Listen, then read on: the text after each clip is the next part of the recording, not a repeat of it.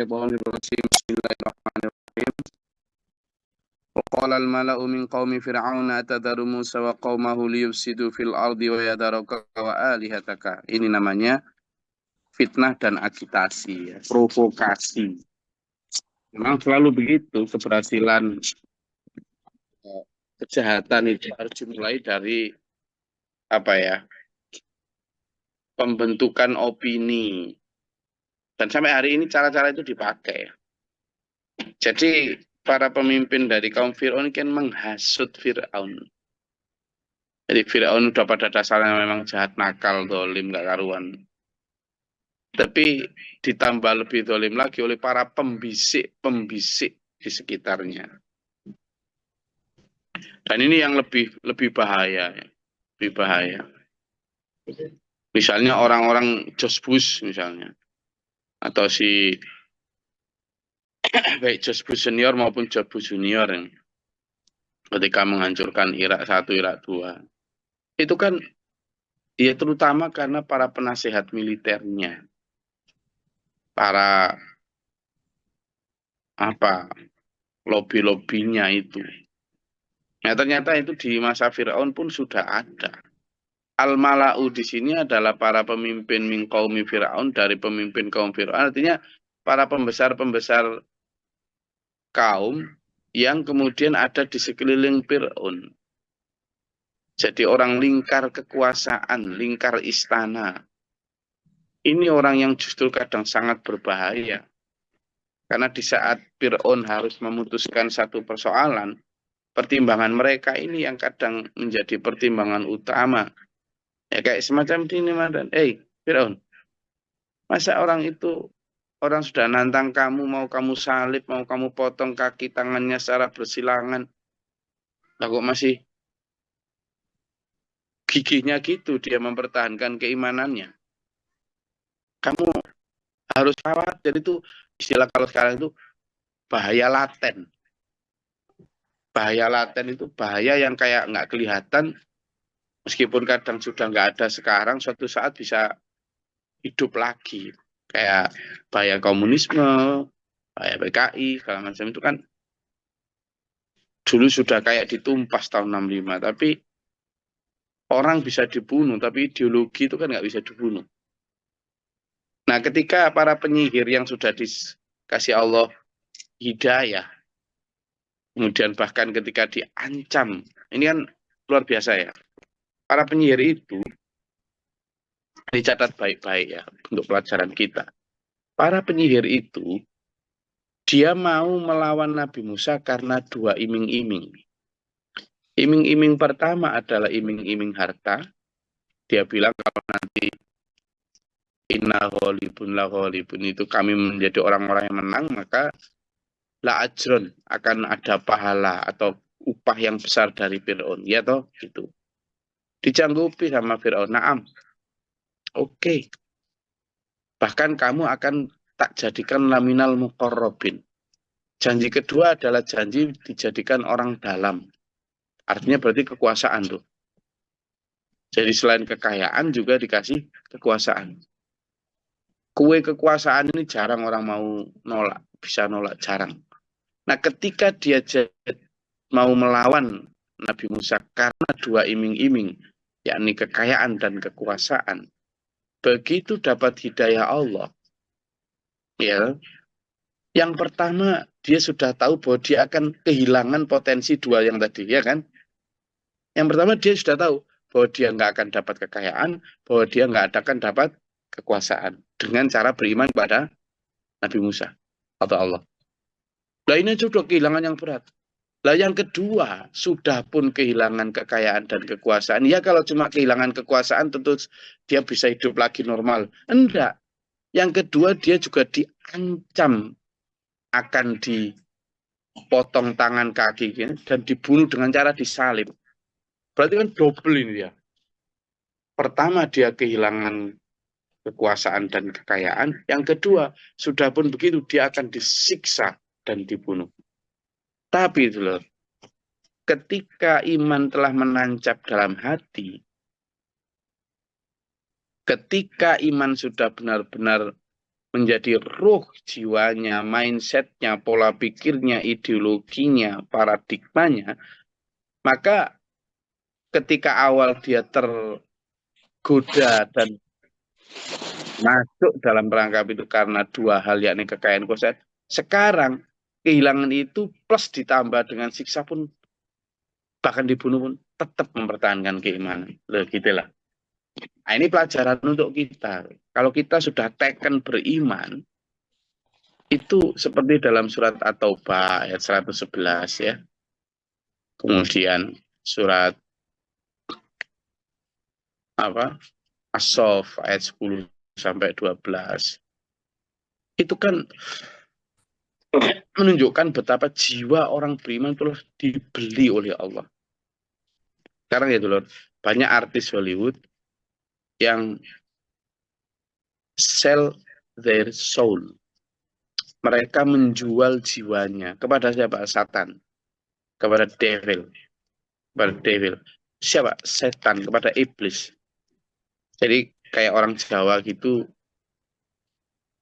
lebon itu, lo tahu lebon apa? Orang kalau mau dapat kekayaan terus mengorbankan keluarganya gitu tuh loh. Apa itu Tumbal. namanya? Tumbal. Tumbal, tumbal kayak lebon Tumbal. gitu, tumbal. Dan itu terjadi di Amerika yang kayak modern itu, mereka ada para penyihir-penyihir yang minta lebon, minta tumbal ketika sang artis minta lebih tenar biar lebih kaya, itu ada. Nah, kalau mereka untuk meraih kekuasaan dengan lebon begitu, maka sebaliknya kita orang beriman itu sudah menjual jiwa raga kita kepada Allah untuk mendapatkan ampunan ridho Allah di akhirat. Masa gitu Gus? Coba sama baca di surat At-Taubah 111. Silakan. Surat At-Taubah ayat 111. Yang belum baca tadi ya gantian, yang sudah baca tadi kasih kesempatan biar bagi-bagi rahmat membaca Quran. Ayo, surat At-Taubah ayat 111. Monggo. Apa-apa, silakan. A'udzubillahi minasyaitonirrajim. Bismillahirrahmanirrahim. Sesungguhnya Allah membeli dari orang-orang mukmin baik diri maupun harta mereka dengan memberikan surga untuk mereka. Mereka berperang di jalan Allah sehingga mereka membunuh atau terbunuh sebagai janji yang benar dari Allah. Di dalam Taurat, Injil, dan Al-Quran, dan siapakah yang lebih menepati janjinya selain Allah, maka bergembiralah dengan jual beli yang telah kamu lakukan itu, dan demikianlah itulah kemenangan yang agung. Shadaqallahul azim. Nah, di situ lah yang dibaca Pak Burman tadi dulu. Innallaha, sungguhnya Allah, ishtaro telah membeli apa? Amma anfusahum wa ammalahum. Jiwa orang beriman. Innallaha ishtaro minal ladzina. Dari orang-orang beriman itu apa? Jiwa dan raga mereka serta harta mereka. Artinya kan gini tuh. Mafhum muwafaqahnya atau dipahami yang sebenarnya kan ini. Berarti kalau sampean sudah mengaku orang beriman, itu artinya sampean sudah teken COD, teken akad jual beli kepada Allah. Apa yang sampean jual? Harta sampean. Apa yang sampean jual? Jiwa raga sampean. Dan itu sama dengan takbiratul ikram sampean. Inna sholati wa nusuki wa mahyaya wa mamati lillahi rabbil alamin. Sungguhnya ibadahku, sholatku, hidupku, matiku milik Allah. Loh, itu. Nah, kalau kayak gitu, maka pemahamannya harta kita, jiwa raga kita sudah bukan lagi milik kita. Milik siapa? Ya milik pembeli lah. Jadi kalau sampean misalnya sudah jual motor, sampean sudah jual motor, sudah dibeli, entah itu cash ataupun nanti dikasih tempo, kan itu sudah milik dia. Kalau sudah milik dia, sampean berhak nggak ngotak-atik itu, ngatur itu kapan dipakai, kapan boleh? Ya nggak boleh, sama sudah jual kok. Pemakaian mau diapain aja, mau ya itu sudah milik siapa? Hak siapa? Pembeli toh. Nah, kalau kita orang beriman sudah menjual jiwa raga kita, harta kita kepada Allah, harusnya kita juga mindsetnya apapun waktu, tenaga, pikiran, harta kita itu sudah milik Allah. Jadi ketika Allah berfirman, fatahajat, wa minal laili fatahajat bili, nafilatan. Kamu itu kalau malam bangun tahajud, kita mikirnya mata ini, kaki ini, tangan ini, waktu ini milik Allah. Ya sudah bangun, oh milik yang pemilik nyuruh kok. Gitu loh. Sedekah. Itu kamu punya banyak rumah, punya banyak sawah, punya banyak saldo itu. Sedekah. Itu ada, saya lagi bangun masjid, saya lagi pembebasan tanah, saya lagi ini untuk kepentingan agama. Loh, kita itu ya sami'na wa ata. Kan gitu. Gimana? La nufarriqu baina ahadin min rusuli wa qalu sami'na wa ata'na. Orang beriman begitu. Kenapa? Karena orang beriman itu sudah paham. Innallaha ashtara minal mu'minina anfusahum wa amwalahum. Dengan upah, dengan imbalan apa? Bi anna lahumul jannah. Menunjukkan. Sekarang coba dibaca surat As-Saff ayat 10 sampai 12 gantian. Sinten monggo. Yang belum baca monggo. Silakan. Bismillahirrahmanirrahim. A'udzubillahi minasyaitonirrajim. Bismillahirrahmanirrahim. Yang ayat 10, wahai orang-orang yang beriman, mau aku tunjukkan suatu perdagangan yang dapat menyelamatkan kamu dari azab yang pedih, yaitu kamu beriman kepada Allah dan Rasul-Nya dan berjihad di jalan Allah dengan harta dan jiwamu. Itulah yang lebih baik bagi kamu jika kamu mengetahui. Niscaya Allah mengampuni dosa-dosamu dan memasukkan kamu ke dalam surga yang mengalir di bawahnya sungai-sungai dan ke tempat-tempat tinggal yang baik di dalam surga Aden. Itulah kemenangan yang agung. Shadaqallahul adzim. Loh, coba kan. Orang-orang beriman, yang dipanggil siapa, Pak? Bu? Yang dipanggil siapa? Siapa yang dipanggil di situ? Ya ayyuhalladzina amanu, siapa yang dipanggil? Halo. Orang yang beriman. Halo. Siapa yang dipanggil di situ? Orang yang beriman. Orang yang beriman. Sampean beriman enggak? Insya Allah. Nah, insya Allah berarti harus diserahkan loh harta jiwanya, reganya. Insya Allah siap. Jadi maka ini dulu, ketika kita memahami Quran, kenapa saya ambilkan dari bagaimana para penyihir itu telah beriman, makanya dia begini, kamu tak potong tanganmu, tak potong kakimu, itu kan kayak sudah, loh ini milik Allah kok, saya sudah jual kepada Allah kok, gitu. Makanya ketika Utsman bin Affan, kan sampean ini kan kadang kita ini harus seperti Utsman bin Affan. Biasanya gitu kan, seminar-seminar ngajak kaya itu loh. Iya kan? Kan banyak seminar-seminar yang ngajak kaya, seminar bisnis muslim, entrepreneur muslim.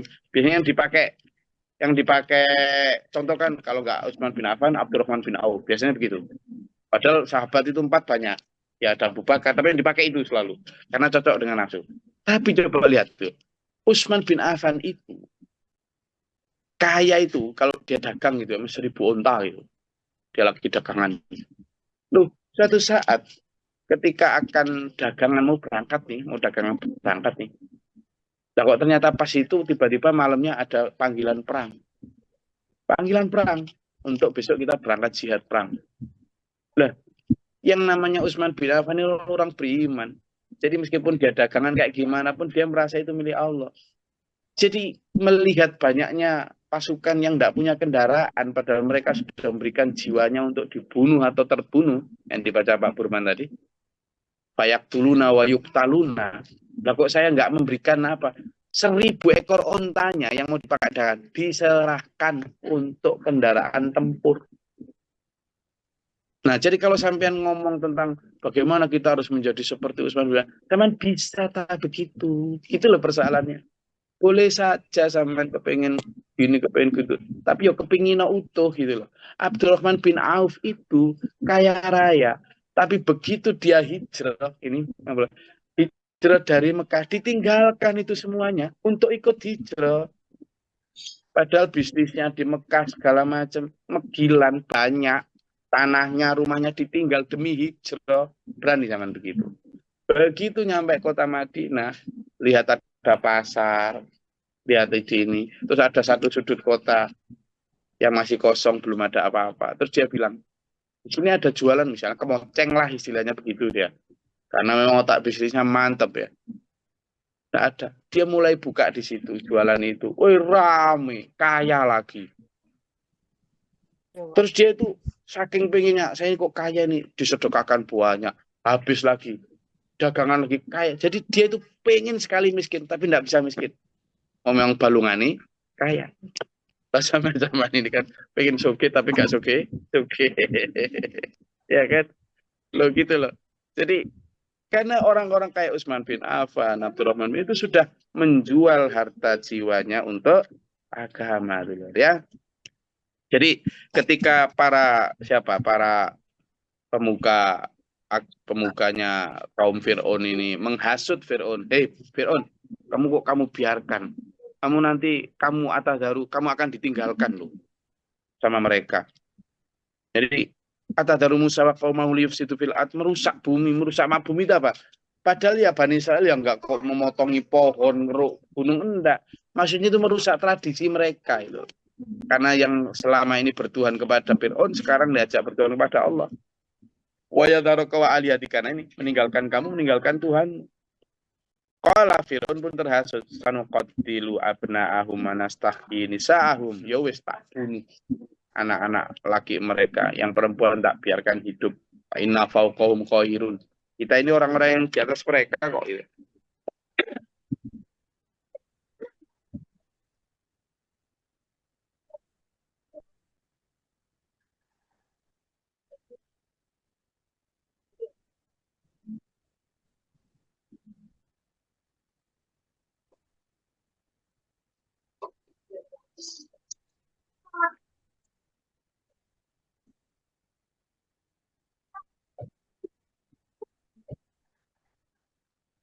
Nah, sehingga kelihatan betul tuh loh, bagaimana orang beriman itu ya. Dihantam gitu, nggak apa-apa. Maka Nabi Musa berkata kepada kaum, nggak punya bolo. Coba, seberaninya begitu itu, Nabi Musa nggak kok punya pasukan tempur, nggak ada. Makanya andalannya siapa? Ista'inu billahi wasbiru. Saya jalan tolong Allah, saya minta tolong kepada Allah dan sabar ya. Dan dibunuhi betul itu anak-anak Bani Israel itu dibunuh betul. Kenapa?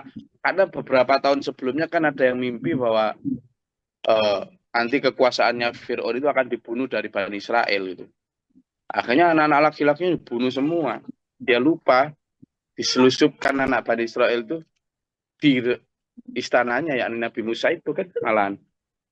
Innal arda walillah, bumi ini milik Allah. Jadi sampean jangan khawatir.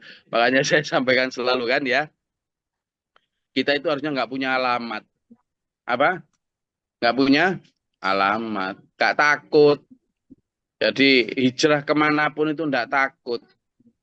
Saya selalu sampaikan, ambil semut di desa sampean, masukkan botol, terbanglah ke Papua atau ke Aceh atau kemanapun, lepas semut itu di hutan sana, dia lo ndak ngeluh belas, dia akan langsung cari makan.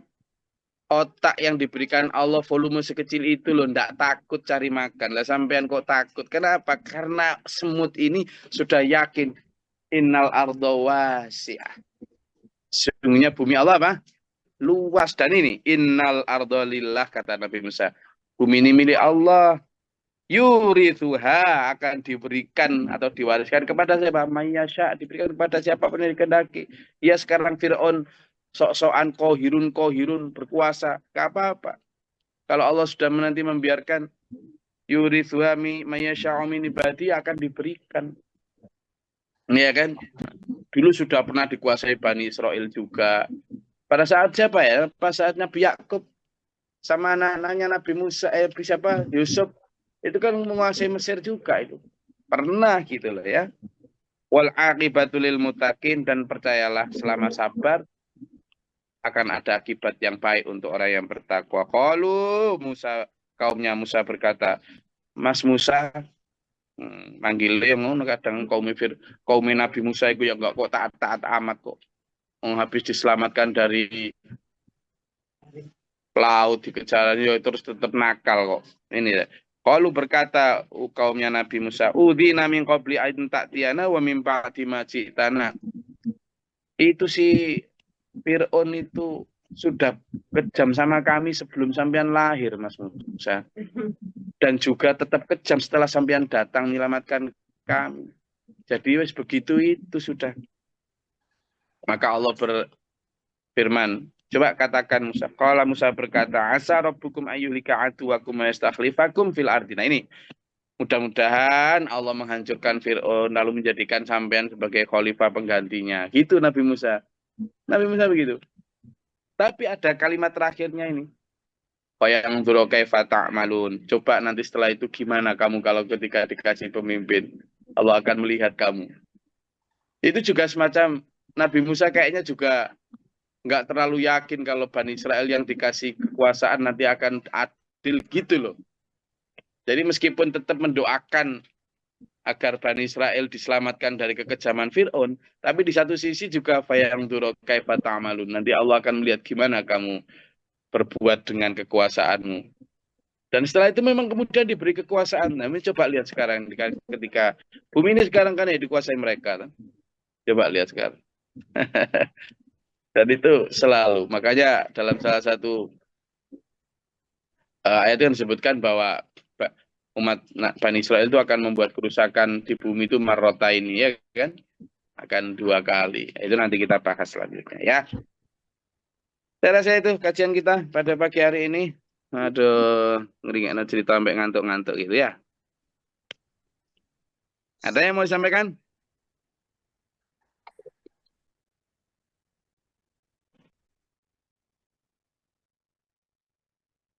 Jadi sudah jelas ya bahwa dari para penyihir yang kemudian menjadi umat Islam itu kita belajar bahwa kalau kita memang sudah teken beriman berarti apa? Jiwa raga kita milik siapa? Milik Allah. We have nothing, Mbak Budi. We have nothing. Kita tidak punya apa-apa. Dan memang pada basicnya kita nggak punya apa-apa. Avansanya Pak Budi juga bukan milik Pak Budi. Rumahnya Pak Budi juga bukan milik Pak Budi. Jadi Pak Budi jangan bilang gini, Pak Budi, rumahnya di mana? Jalan ini, di mana? Sanggulan. Itu milik Pak Budi. Iya, Gus, milik Pak Budi. Bukan Pak Budi. Pak Budi ketika sudah ngaku beriman itu bukan milik sampean. Loh buktinya ya, buktinya. Meskipun tidak saya ambil untuk tak pakai beli masjid, misalnya. Toh sampean suatu saat meninggal, bukan milik sampean toh? Iya, sudah jelas. Mobil juga begitu. Mungkin meskipun sekarang saya atas nama Allah. Misalnya begitu ya. Kan gitu. Ini ada pembangunan rumah sakit untuk kaum duafa. Tak ambil mobilmu. Teman tidak boleh. Lo meskipun nggak boleh diambil. Suatu saat sampean yang diambil. Akhirnya mobilnya diambil orang juga tuh. Itu aja loh fakta yang udah tidak bisa kita bantah. Bahwa kita ini milik Allah. Bahkan tenaga ini. Hei, Budi dan kajian tafsir semua. Kamu kalau jam 3 malam, 4 malam bangun, tahajud. Katanya kamu itu orang beriman, berarti waktumu juga milikku, kata Allah gitu. Terus kita, capek. Sampai suatu saat waktunya juga akan diambil toh. Iya kan? Ketika meninggal. Jadi kita itu benar-benar milik Allah. Para penyihir tadi, loh hebat toh. Pagi ini kita belajar dari para penyihir loh ya. Penyihir yang sudah apa? Sudah beriman. Nah, itu kan perubahan yang luar biasa, shifting yang luar biasa dari penyihir kepada orang beriman loh ya. Dari kepincut kekayaan dan kekuasaan menjadi tidak takut dengan ancaman dan pembunuhan. Loh, itu baru keren. Gitu ya. Saya rasa itu kajian kita pada pagi hari ini. Apalagi yang berpuasa pasti ngantuk. Kenapa? Karena tadi malam sahur, sekarang udah proses. Jangan tidur habis ngaji. Langsung beraktivitas. Ini ada yang berencana tidur, nggak boleh. Nggak boleh tidur ba'da subuh atau pagi sama Nabi. Nggak boleh. Sudah Nabi nggak boleh, tapi enak memang tidur jam segini. Saya nggak bisa, wes. Nenek terus harus aktivitas, ngecek segala macam ya. Oh, nah itu apalagi ada yang sudah di bandara. Kemarin bandara ditutup, latihan nyelam, sekarang udah buka lagi. Mudah-mudahan semuanya sehat. Ya, dulur. Kita harus meniru bagaimana minal dzulumati ila nur yang dilakukan oleh para penyihir tadi. Kita bukan penyihir, tapi kalau kita masih merasa dolim, ayo keluar dari kedoliman menuju cahaya iman, cahaya terang. Amin. Semoga Allah menguatkan kita, mengeluarkan kita dari kedoliman hidup menuju cahaya iman, dan membimbing kita, menjaga kita dari serangan dajjal. Selamatkan dunia akhirat kita. Amin. Allahumma sholli wa sallim barik lana. Allahumma fil mu'minin wal mu'minat wal muslimat.